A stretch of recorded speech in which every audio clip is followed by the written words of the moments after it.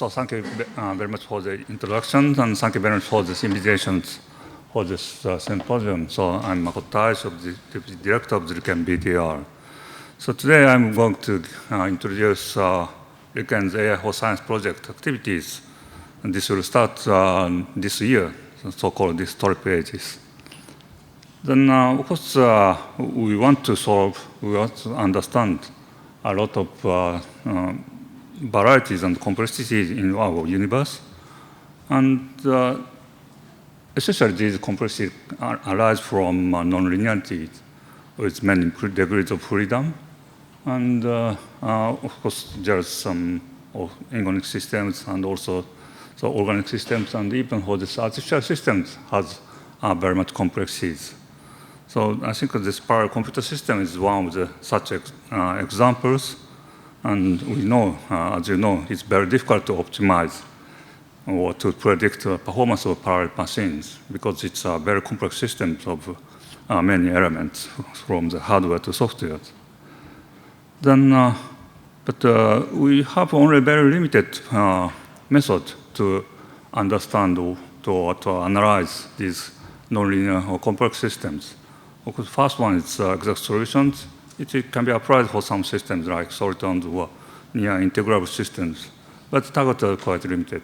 And of course, the second one is renormalization group. This can be applied for the singularity and system with singularity, like phase transition, but of course, the targets are quite limited. And these methods cannot be applied to the large systems like life science systems or parallel computers. So we often use simulations. So this is some general approaches and very powerful and can be applied if we have basic equations or some models to be computed on the mass computers. But its application is often limited by computing resources, and also some problems have no models. Like, for example, our living systems. We have, of course, for proteins, we have some models, but often we don't have computable models in life systems. So, for example, we cannot explain how we aging. But so now the machine learning allows the fourth method to analyze this kind of nonlinear systems. And this is also another powerful and general approach to mimic nonlinear relationships. And even if no model exists, it can predict input-output relations from data. And of course, as you know, this recent advancement in large language models shows the possibility to approach new targets like in life science or social science computationally. So I believe I was working in the simulation area to tackle with these complex problems, but recently I strongly believe that we need to tackle with this problem, but also as well as machine learning too. And of course, I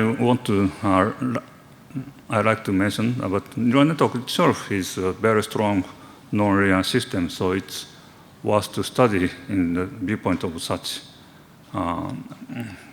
nonlinearity approaches. So this is an interplay between mathematical models, and nature of the data itself, and how to express data.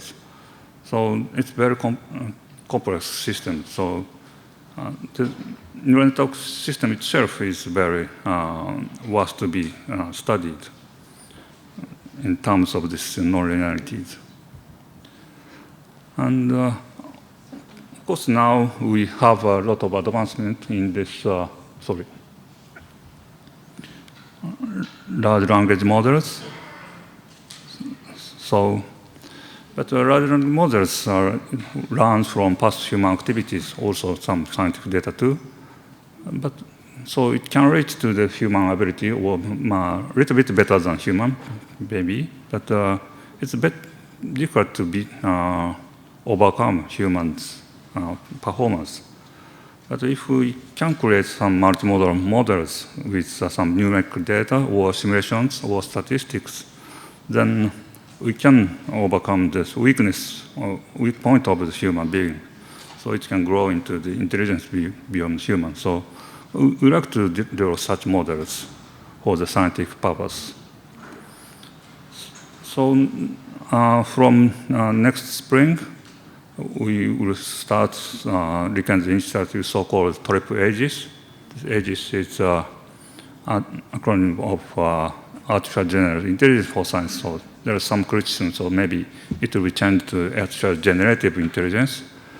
So RIKEN launched so-called TRIP project to combine so many research-centered activities together.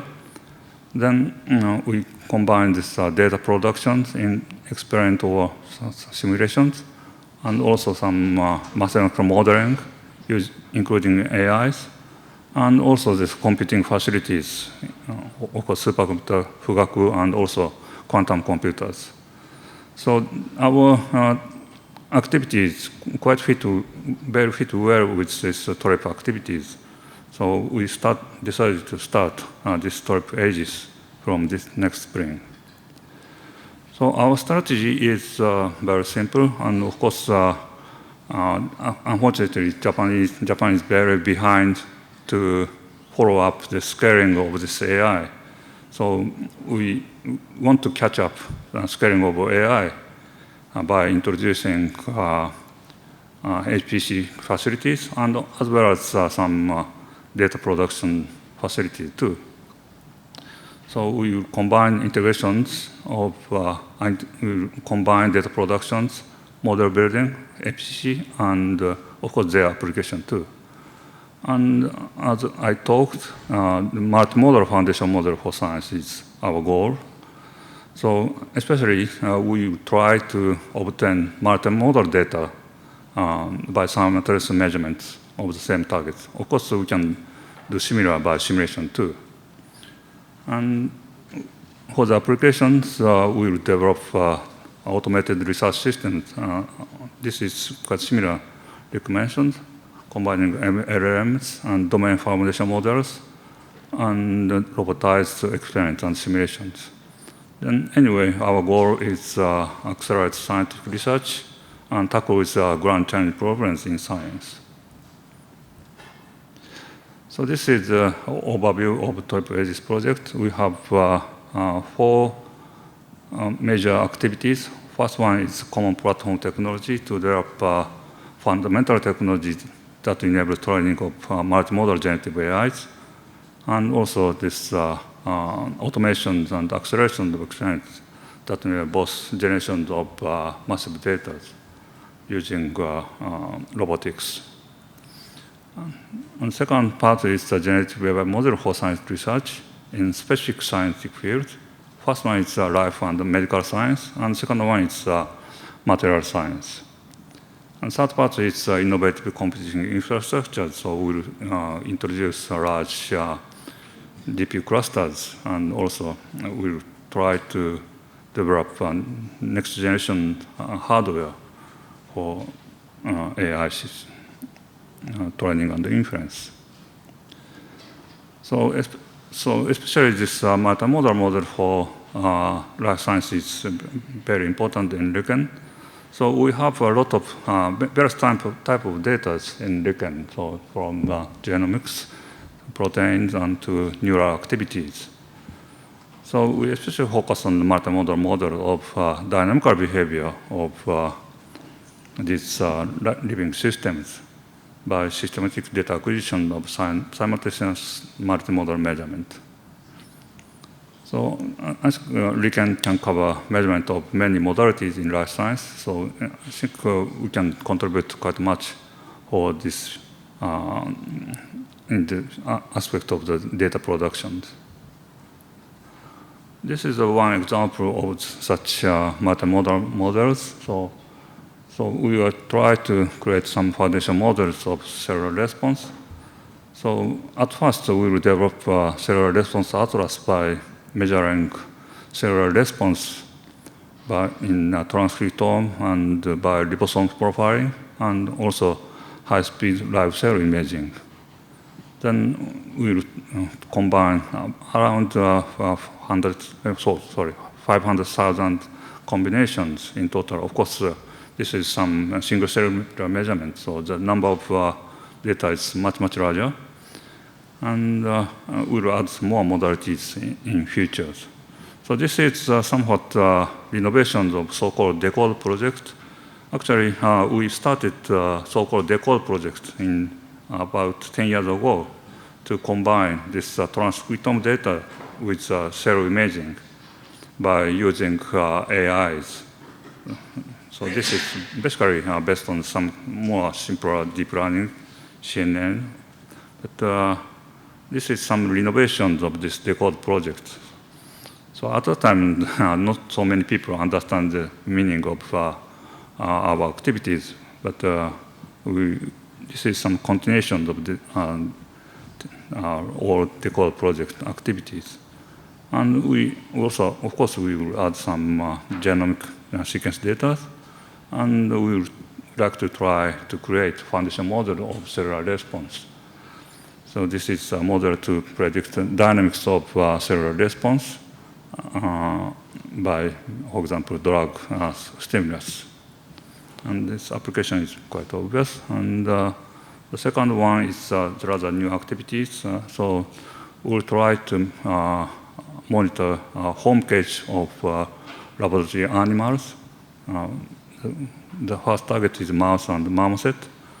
And we'll measure, we'll try to get images or movies of lifetime of mouse. Of course, in the case of marmoset, lifetime is very difficult. But in case of marmoset, maybe with sound, then we'll create some behavioral models of these animals. And also we will try to combine with genomics background and also this some morphologies. Then we can try to create some basics to understand this animal behaviors. And of course, this model can be also applied for various subtasks like disease predictions from this behavior also. So, and the third activities in the life science field is, this is somewhat rather normal foundation model activities, and we create some models from public DB and also the data in DBs. We try to combine as much as possible from outside data and extract data as knowledge graph. And of course, some data are not forms of graphs, so some table or etc. Then we will try to create foundation models of these knowledge graphs. So one output will be this clinical applications. If we combine some electric car tests, but another output will be this drug development. And in the another activities, we are trying to develop generative AI for chemical structures. Of course, this there's a lot of models, but now I'm trying to improve this quality of this hidden space by applying Bayesian deep neural networks. So by applying these Bayesian approaches, we can smoothen the hidden spaces, and we can smoothly modify the chemical structures. And then we try to combine with some protein language model to create some much more founded model for drug designs.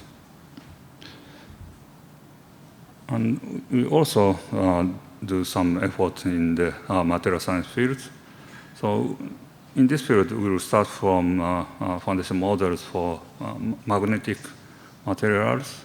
So of course, we combine some experimental data. And also, in this field, it's very important to combine with simulation data. So for these electric structures and chemical structures and properties. Then we try to create some estimations of the material properties, and also we try to create some LLM-based models to output how to synthesize specific material. And then we enhance it to the polymers and other material too. And for the basic part, we try to improve LLM for scientific purposes. Of course, this is also, again, many people are doing similar things, I know. And to LLM, we try to fine-tune or added some data, including some figures and tables and graphs and so on. And we'll try to create some interfaces to the data, and of course some experimental systems to do some automatic experiments from the output of LLM directories. Then we have very strong activities in robotic experiment in RIKEN. So we have several this kind of humanoid robot for biological experiments. So using this kind of robotic systems, we'll implement some automated research system. So by using generative AI, then we can create some experimental conditions. Then we'll do some robotic experiment, and then we obtain data. Then we'll do some kind of active learning loops. And of course, this kind of active learning can be applied not only for this robotic experiment, but also for the simulation system. So anyway, then we try to accelerate the scientific researches by AI. And the final part is HPC for foundation models, and this is quite obvious one. And this RIKEN R-CCS will try to develop hardware and software for these foundation models and AI for science. So in the next year, maybe, we will introduce beyond exaflop, I hope around 4 exa or so, BF16 performance machines. And it will be used for the training of foundation models, but it is also important for the large-scale inference execution for real scientific applications. And of course, this combination with Fugaku is very important, because the simulation and combination of simulation and AI is one of the key targets in our project. So we can create surrogate models of simulation results and automated simulations using AIs. And they'll create some workflow for training and workflow for inference. And so I'm also this architect too, so I want to do some exploration of the processor architecture for future AI. So this part is done by, not only by me, but Kentaro-san of RIKEN R-CCS. So we try to co-design of process architectures for training and inference of models and machine learning algorithms. So we want to investigate in two directions. One is, of course, low power experience processing, including edge processors, by maybe spiking or RWKB or some other architectures. And the second one is improve reliability or trustworthiness of AIs by, for example, Bayesian neural networks. So I myself designing some accelerators for training of Bayesian neural networks. So not only for this architecture, but we'll try to